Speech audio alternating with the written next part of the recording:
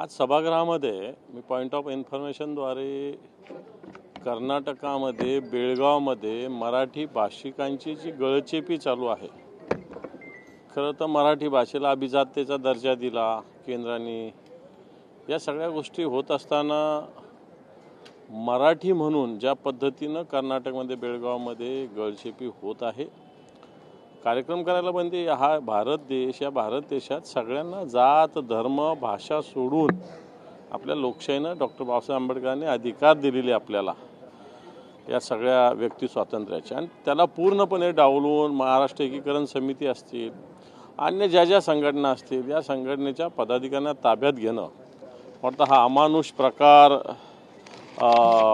या ठिकाणी कर्नाटक सरकार करतं आहे.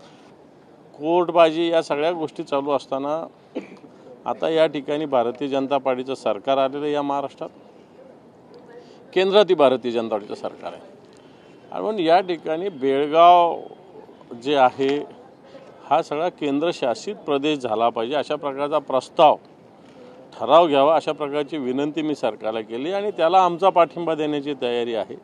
कारण हा प्रदेश केंद्रशासित झाल्याशिवाय कर्नाटक सरकार, मग ते सरकार कोणत्याही पक्षाचं असो, आधी भारतीय जनता पार्टीचं होतं, आता दुसरं सरकार आहे, हे कोणतंही सरकार असलं तरी मराठी भाषिकावर अन्याय होतोय आणि त्याच्या विरोधात निषेधाची भूमिका आम्ही सभागृहात मांडलेली आहे.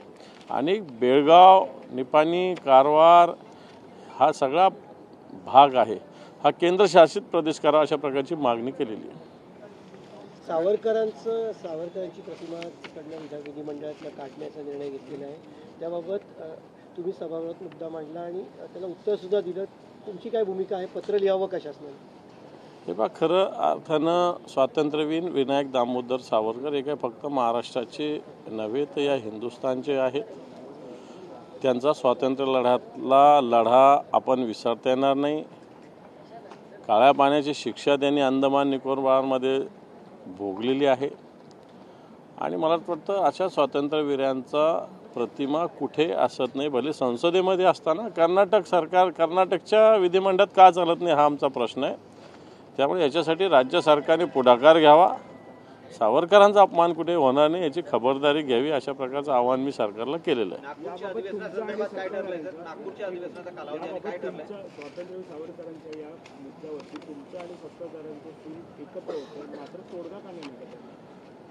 हे बघ, तोडगा सरकारने काढायचा असतो, विरोधी पक्षांनी नाही काढायचं. खरं तर मी नीलमताई गोरे यांचा आभार मानेल. त्यांनी परिषदेच्या सभापतींना पत्र लिहिण्याचा निर्णय घेतलेला.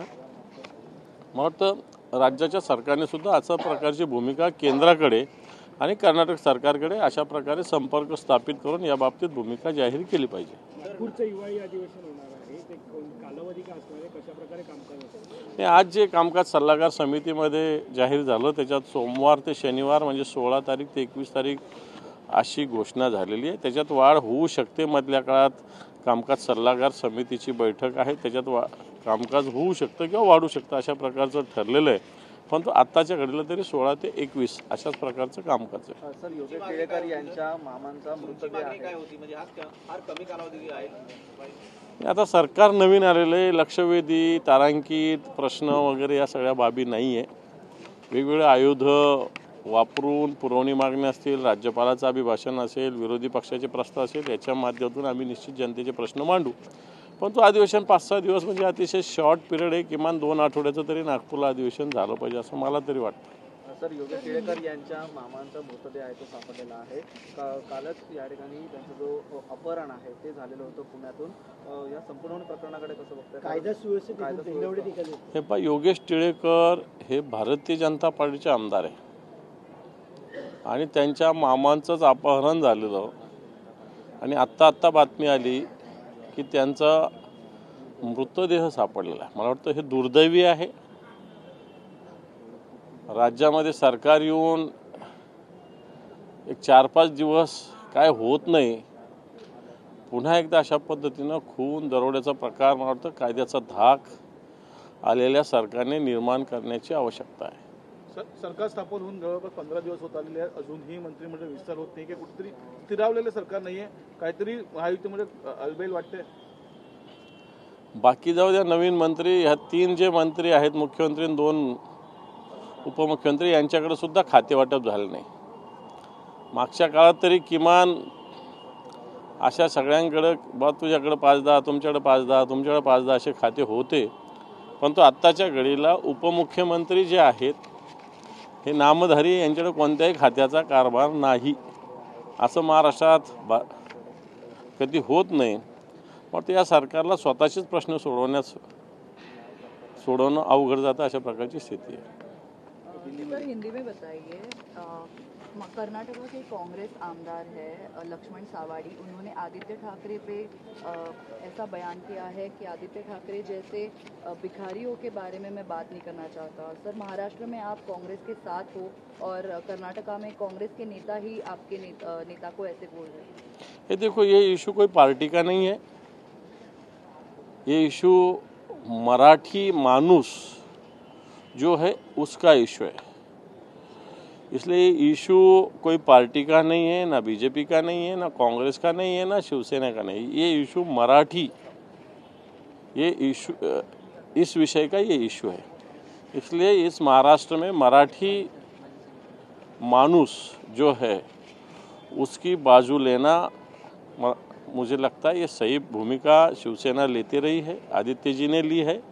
और उसके खिलाफ कोई बात करते हो तो उसको हमको ध्यान देने की ज़रूरत नहीं. कौन क्या कहेगा, कौन से पार्टी का, इससे हमको लेना देना नहीं. हमारे बारे में हमारी प्रायोरिटी है कि जो मराठी मानूस बेळगाव में है, निपानी में है, कारवार में है, जो कर्नाटक में है, उसको सुरक्षितता दी जाए. उसके जो डेमोक्रेसी में जो अधिकार है उसको मिलना चाहिए. वो अधिकार आज कर्नाटक में नहीं मिल रहे, इसलिए आदित्य जी ने आवाज़ उठाई है. केंद्र शासन बना जाए, आपकी मांग है? इसके बारे में सदन में मैंने मांग की है कि ये जो एरिया है जहाँ मराठी मानूस का जो वर्चस्व है, ताकत है, जनसंख्या है, वो एरिया केंद्र शासित प्रदेश हो. इस प्रकार की डिमांड हमने रखी है. यहाँ भारतीय जनता पार्टी का सरकार है, केंद्र में भी भारतीय जनता पार्टी का सरकार है. अगर मराठी मानूस पे अन्याय हो रहा है तो उसके लिए भारतीय जनता पार्टी का महाराष्ट्र का सरकार और केंद्र का सरकार इसने कदम उठाना चाहिए. हमारी भूमिका है. वीर सावरकर की प्रतिमा वहाँ से हटाई है. वीर सावरकर जी सिर्फ महाराष्ट्र के नहीं तो एक देश के स्वतंत्र वीर है. उनका योगदान भारतीय स्वतंत्रता में हम उसके तरफ दुर्लक्ष नहीं कर सकते. और इसलिए सावरकर जी का चित्र विधिमंडल से निकालना कर्नाटक के ये गलत बात होगी. अभी निकाला नहीं है, लेकिन वो निकालना चाहिए. इसलिए भी महाराष्ट्र सरकार ने उनको भूमिका स्पष्ट रूप से कहना चाहिए, ऐसा हमारा मत है. लेकिन बीजेपी ने और शिंदे शिवसेना ने सवाल पूछा है कि क्या आपकी पार्टी कांग्रेस से सवाल पूछेगी, क्योंकि वहाँ पर कांग्रेस. देखो, मैंने कहा ये पार्टी का सवाल है. पिछले समय में यहाँ, चलो मेरा कहना है कि कर्नाटक में के बीजेपी की क्या भूमिका है ये बीजेपी ने स्पष्ट करो. चलो, बीजेपी के कर्नाटक ने क्या भूमिका है उनकी स्पष्ट करना चाहिए. कर्नाटक की बीजेपी की है क्या इसके साथ में? इसलिए ये मैं बार बार कह रहा हूँ कि ये पार्टी की भूमिका नहीं, ये महाराष्ट्र अस्मिता, मराठी अस्मिता का ये मुद्दा है. Thank you.